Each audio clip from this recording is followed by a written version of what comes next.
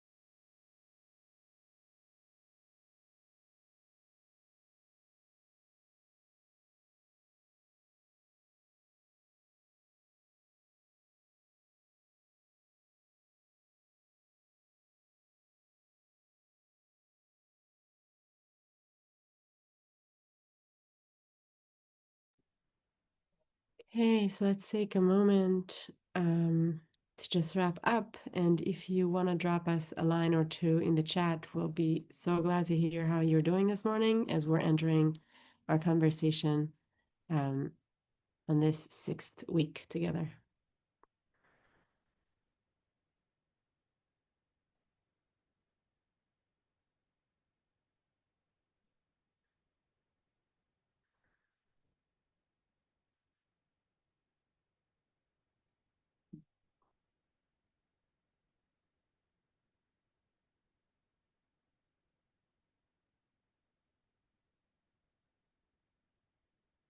Okay, great. Thank you, Hannah, for starting us off. and hope. Oh, I see. No, people wrote already even before. Beautiful. Thank you so much for your words. And Valerie, thank you. Glad to hear. Yeah, so people start using the language. That's amazing.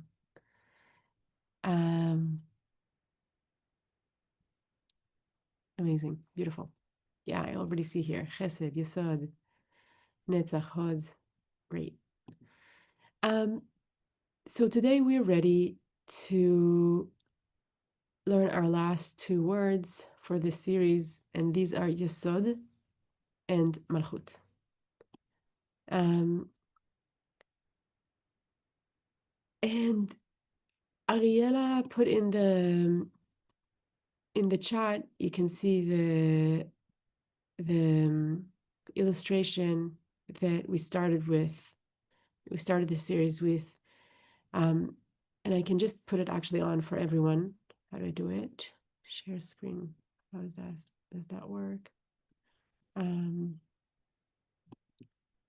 Yeah, so you can all see it now that, right, we have that flow of the Sfirot, where we're going from the Keter to Chokhmah to Binah to Chesed to Gevurah to Tiferet to Netzach to Hod, and we're now, as you can see in the very low area, in Yesod, that orange flower over here, and in Malchut, that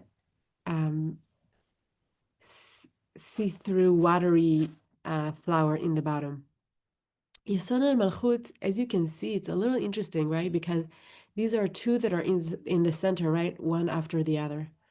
And I think we were speaking a lot in the last few weeks about kind of like complementing poles, right? So Netzach and Hod, Chesed and Gevurah. These are egalitarian complementing qualities, right? One is looking towards the other, and I'm kind of like just feeling into where am I at the moment and what do I need to add to come to center. But over here, we're seeing a different kind of movement. It's not horizontal, it's a vertical movement, right? It's a movement like this between Yesod and Malchut. And that's an interesting movement to explore and experiment with. It's a little bit of a maybe different way of balancing than what we were used to until now. And it's one that is a little more challenging, nourishing, all kinds of things, as we'll try to see as we're talking about them. So what is Yesod? Yesod, the most just direct translation is Yesod means foundation. Yesod means foundation. Yesod also holds in it, as you can hear, the word sod, right? A secret. So Yesod is connected to the phallus, right? To the masculine genitals. Yesod is connected to the tzaddik. So remember that each sphira, we don't know what it is, but we have like a full world of associations that is connected to it to explain to us what is that quality. So it's connected to the idea of the tzaddik, of the righteous person. It's connected to memory. There's something there about memory. And we're told that the patriarch that is associated with the Sphira is Yosef, Joseph. And something that is coming up a lot around that language of Yesod is that Yesod is our ability to be strong or equanimous, our ability to, like a pendulum, always come back to center and not fall. The tzaddik is that kind of like ability, the yesod is the ability to channel and to be connected, to not let go. So I'm kind of like I'm channeling and I'm just connected. I'm not letting go. I'm letting the energy go through. So everything that happened before, the Keter, the Chokhmah, the Bina, the Chesed, the Gvura, the Tiferet, the Netzach, the Hod, everything is now coming to fruition and I'm just holding. I'm holding the channel. I'm holding it. I'm letting the the flow go through, but it's not just like a way of like it's not just a coercive movement. It's not just like kind of like forceful movement, that I'm holding the channeling. Actually, as I said, it's connected to sexuality. Yesod is really connected to sexuality, right? Yesod is like also a place of pleasure. So it's a place of really I'm channeling, I'm connecting the worlds. I'm connecting my own worlds. I'm connecting something, I'm giving something, and I'm having pleasure. There's a pleasure in like just letting it go through. So a lot of like of teachings about the tzaddik are about their ability to kind of like, let's say you're coming to me and you have a question and I'm able to just give you the answer. Why? Because you are there to pull it from the tzaddik, and the tzaddik is so connected that they're able to pass you what you need. Now, this is when we're speaking about an external tzaddik and myself, but like the tzaddik or the yesod within myself is my ability um, to give myself a nourishment, to go to a place where I feel pleasure, to ask myself, what is it that I'm feeling like that makes me feel really connected? What is it that I want to do? In Yemima language, sometimes we call this diuk, the precision, my ability to ask again and again, what do I need right now? What do I need for this moment? What do I need for that thing? What do I need to channel the energy that I need for right now? That is the place of Yesod. The place of the Yesod always comes to precision, always comes to channeling, is always willing to have pleasure. It's a very strong place. It's a very kind of like full of strength place, but it's also a place that is clean enough to let things go through. So when I'm asking, what do I need right now? The Yesod will give me an answer. When I'm asking, and sometimes, I'm like, and so much is going on. And sometimes the Yesod will be like, what do I need right now? Sometimes I need to just binge TV, right? But if I'm connected to the Yesod and I'm really asking, then that's not going to be the answer every time. That's going to be the answer when I need it. And some other times the Yesod will tell me, you need right now to go and, whatever, do this and do that. But but but the Yesod is really connected. So if you need to binge at the moment, if you need to just like sit and do nothing, the Yesod will tell you that too. So it's really a place that after we did all the work of going through the other qualities is clean and open to let us know what do we need right now. And the interesting thing is, and now we're going back to that vertical connection. When do I know what I need right now? I know what I need right now when I'm connected to reality. So the question about precision, when I'm asking what do I need right now, it's because I'm asking it about something that is happening. Yesod is not about a fantasy. It's not about, oh, maybe one day I'll be something. Maybe these are places that are totally connected to Keter, right? To like places that are up there in the top of the Sfirot. When we're getting to Yesod, Yesod always wants to give to Malchut. They are a pair. There's always a connection between them. Malchut, as you can see, so Yesod is kind of like earth tones. It's like orange or terracotta or like these kind of like places that are like very grounded. Malchut is even darker. Malchut is to be in life. Malchut is routines. Malchut is connected to the colors. It's also called royalty. So it's that Malchut is really fascinating to me because also remember that everything here is in movement, right? This is energy. The divine energy is moving through. So Malchut is going to take us back to Keter. We're going to start from the beginning in just a moment. It's always, everything is connected. But Malchut is a place that is the end of the process, but is also the beginning. So Malchut is connected to the colors dark red, burgundy, dark blue, black sometimes, dark purple. It's like these very deep tones. Malchut is earth, earth within earth. Malchut is really a place of like, think about earth. It's a very feminine quality. The earth can receive so much, and the earth can give so much. The earth is also really real. And sometimes it's like some people call it dirt, right? It's real. When you're in earth, this is a place that is very stable, that is very connected. It could also be a very depressing place, right? Earth is that quality in ourselves that is like really like on the ground. Earth is malchut. Malchut is royalty, means power. We have a lot of power where we're in our life, but it can also be a place that is very tiring, that is very exhausting, that is also kind of like depleting when we're in the earth.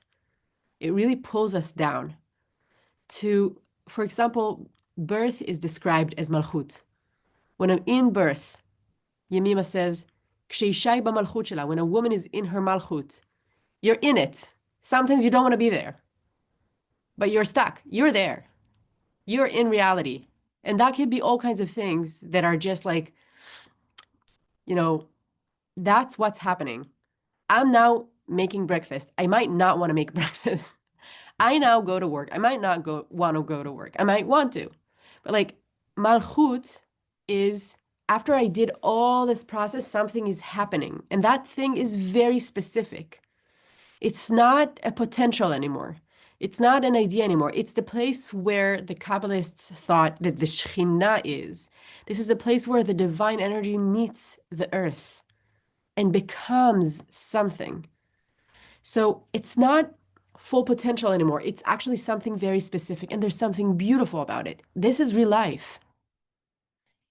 This Malchut is also associated with the moon. It's a place that changes all the time. It's a place of action.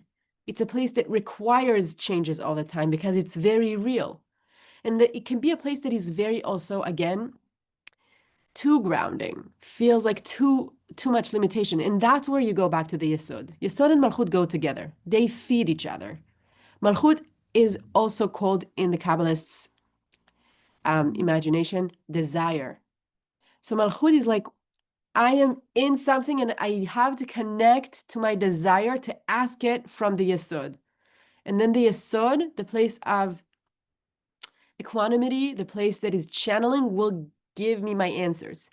So let's say I'm in a situation, I mean like a situation at work, a situation in a family, a situation, I'm building a house, okay? Whatever it is that is my malchut right now. And I might forget that I'm even connected to all the other qualities. And that's a place where I'm asking the Yesod, oh, what do I need right now? What's a place of pleasure? How can I remember that there's divine energy in wherever I'm at? So that's kind of like the movement between Malchut and Yesod, the kind of movement between Malchut and Yesod. And Malchut is connected to the patriarch David HaMelech. And David was this person, right, that we read about. He's a warrior and a poet, right? He's like falling on his face and gets up. He's a person who writes Tehillim, but is also so involved in life, right? He has enemies and friends and kids and this and that. And he's like all the time, he's like in life, but he's connecting to that place, Yesod, to Yosef. Yosef, in comparison, is like this person we read about in the Bible who never falls on his face. Whatever happens to him, terrible things, he's always remaining with his emunah in God, as opposed to David, who's like willing to say things like, "Where are you? Why are you leaving me?" Yosef is not saying these kind of things. Yosef is like always, "You're here. I feel you." Right? So these are two qualities that are feeding each other. In the places that are broken, to so appreciate Malchut, our ability to act is such a powerful place. But it can also be a place that is so sucking that we're forgetting the desire, the place that always exists of the energy, the divine energy that is available, that we can ask to feed what we're doing, what we're doing is not disconnected from the other things. When Malchut and Yesod are not connected, we feel the loneliness in the action. It's not connected to our wishes, our design, our desires, it's it's important to be connected to our desires, and it's important to be connected to what we want. And this is a place where we have to go back to Yesod all the time, but we also don't want um, to be in a fantasy of like something.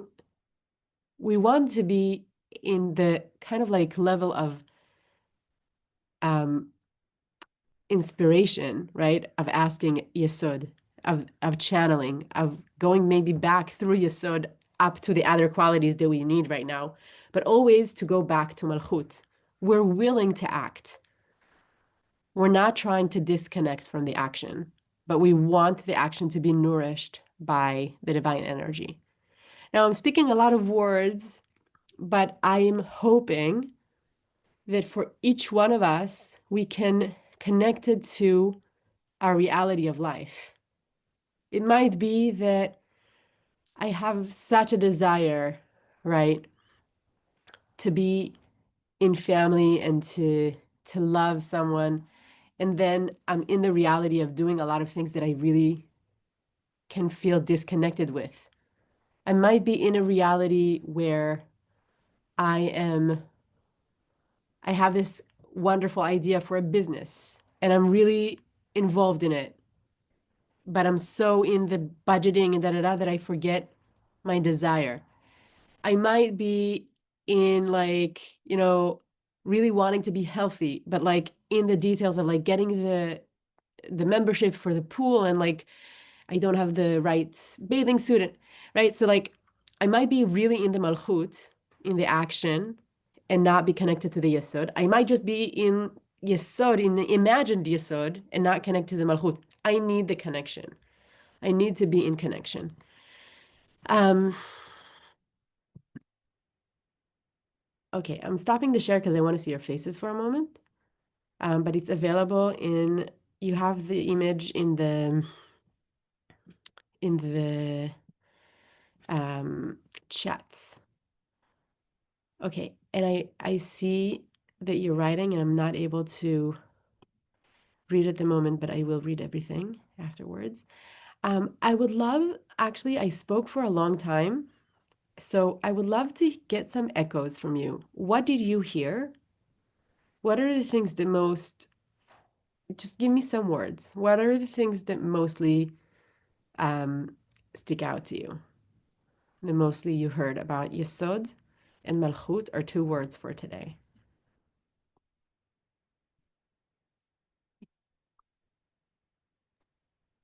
So it's interesting to me what you said when you talked about the different colors. Like my favorite color to this day is still what I call burnt sienna, that like terracotta, earthy. People say it's orange. I'm like, no, it's not orange. Like it's not in my mind. And from being a kid, I just remember that for some reason as my favorite Crayola crayon color. I never thought of it as like being grounded and that kind. For me, it's just a very calming color. Um, but so it's interesting the way you describe the colors and the Hebrew words. I mean, this is all new to me, so I appreciate hearing it, and hopefully I'll be able to go back and watch the recordings and process it a little bit more as I create. So thank you for that. Yeah. Um, Here are, yeah, a little more words. Memory, channeling, equanimity, sexuality are connected to Yesod. Are we going to have access to those cards again? Like those images, not the one that has everything, the individual cards like this one. Is there a way we We're can access? sending them. We're sending them in the WhatsApp, but I'll also talk to Ariella about Thank that. you. Thank you. Sure, sure, sure. Great. We'll hear one more person, and feel free also to populate the chat if you want to add more things. So, Sarah, I see your hand. I'm just putting on also here Malchut. You can see receiving, acting. Sarah, go ahead. Just unmute. Royal, real changing. Yeah, so I appreciate the connection to diuk. I think of when I'm trying to make a decision, I feel I am in my mind. I'm going between, well, I am between the left and the right, going, is this the right thing for right now? And So I'm appreciating the lens that this connection makes to locate me in space and time, which is really an important psychological part of my psychological well-being. So it's a really great insight for me. Thank you. Yeah, yeah. Duke is also still like such an amazing insight for me. And the fact that it's connected to, yeah, scale exactly for now. Perfect. So if anyone else wants to add more things, I would love to see what stuck out for you in the chat. And um, diuk in Hebrew, yeah, which means precision. But Yemima really takes it from precision. I think that's what Sarah meant. Like from, it's not like what's the right thing to do ever in my life. It's what's the right thing to do right now for me in this situation. That's where I'm just turning to the tzaddik within me, to Yesod, to help me kind of like um, take the pendulum and go back to center. And then take it into action. It has to have, Yemima also always speaks about it, it has to have outcomes. Again, not as like a stressful thing, just like it needs to have outcomes. The divine energy wants to be manifested, um, to become real. So that's a beautiful thing. Every time we get to Malchut, I think that's also an exciting thing, right? Every time when I now teach this class, this is Malchut. There was like an attraction for me some years ago, right, to work with color, and it went through all these stages. And then there was a conversation, right, with Ariella and the Yesod. I felt like the right thing for me now is, I was like, how we're like, okay, we're gonna do it as like a class. And then there's the class. And sometimes it's like, oh, why did we choose Monday morning? And why did it, and it's Memorial Day and we didn't pay attention to Memorial Day. But then, like, this is the Malchut. Of course, when it stays in potential, everything can be perfect. When it goes into Malchut, there's always something that is in some kind of like tension with other things because it's in the world.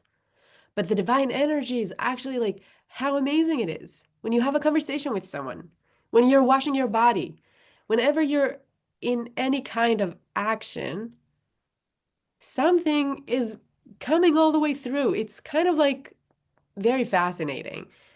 We think of our life just like as regular because we're so used to it. But like, think about this thing all the time channeling creative energy, all the time it can happen. And sometimes it's stuck. And then we can go through the sfirot and kind of like ask, where do I need to open the valve a little bit on my qualities? Um, okay, great. And I'm gonna look at these. Um,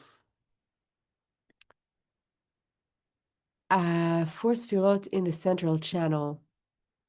I mean, again, going back to the language that we spoke, right? Keter, Tiferet, Yesod Malchut. They are on the central line.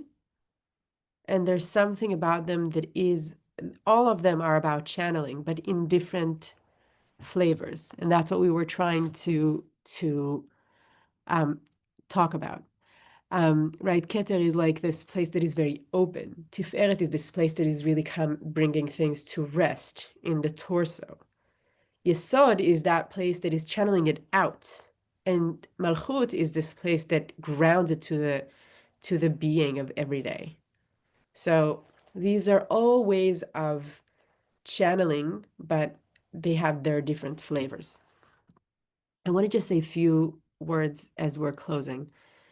And thank you for the question. That was exactly the one right now, Yesod v'Malchut. You gave me a question, which is you from the Malchut gave a desire, which allowed me from the Yesod to bring out something for you.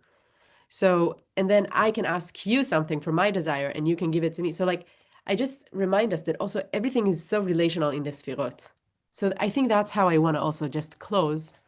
There's one thing I still want to say about Malchut and one thing just about the whole thing, and just to go back to where we started. So one thing which I did not speak about to Ariella, but I do want to say that Malchut is also to remember that we have power in our hands and in the small things that we're doing. And I want to really encourage everyone here and everyone watching this video to do a little action for SVIVAH. I really appreciate that organization and everything that Ariella does. And I think that there's something in our shared action together in supporting SVIVAH that is kind of like can hold it for us. So it could be donating, it could be sending Ariella any information that she needs, it could be bringing other people into SVIVAH. But I'm really feeling that sometimes in this world of many words and social media, we're staying a lot in the place of potential and not always remembering that we have power. We have power. It's sometimes very small, but Earth can be a tiny little grain and it can be like a continent. And so I'm really inviting us to invest in SVIVAH so that we can have like this place that we're doing these kind of things. And to remember that we have power. We have power to sustain these places. We don't have to wait for someone to do it for us. We can do it. We can be the kind of like co-op of spirituality that we want, rather than wait for someone to do it for us. So I'm inviting you to reach out and see how you can support Ariella and SVIVAH in any way that you can. And I see this really as our malchut and our huge honor to invest and sustain these places that sustain us. And with that, I want to go to where we started and why SVIVAH decided to do that. And I'm so glad that I was able to collaborate with Ariella on this. We're in a time where we look for language to help us go through a very complicated time in history. So between Purim and Pesach, we were learning from the teachings of Yemima some language that can help us ground and work as part of Am Yisrael in times of crisis. And now between Pesach and Shavuot, we're learning this ancient language of color, this ancient language of Sfirot, of the creative process, that has been given from generation to generation, that is our inheritance, that can help us just articulate things that we feel, qualities that are kind of like happening in our life, and move between them. We said when we started that that studies of psychology show that people that have more words for emotions are more able to regulate their emotions because they have more language. So we were trying to learn these 10 words. Keter chokhmah bina, chesed gvura tiferet, netzach hod yesod malchut. These are kind of like ancient words that, like any word, are a vessel for meaning. And each one of these words is associated with many other words. So each one of these words is in relationship to other words. And it changes when it's in relationship to other words. So I really hope that you all feel a little more confident with using this language, and even to yourselves, like, oh, I feel today netzach within tiferet. To kind of like just play with that. How does that feel when it's in relation to another sfira? All the sfirot can be in relation to all the sfirot.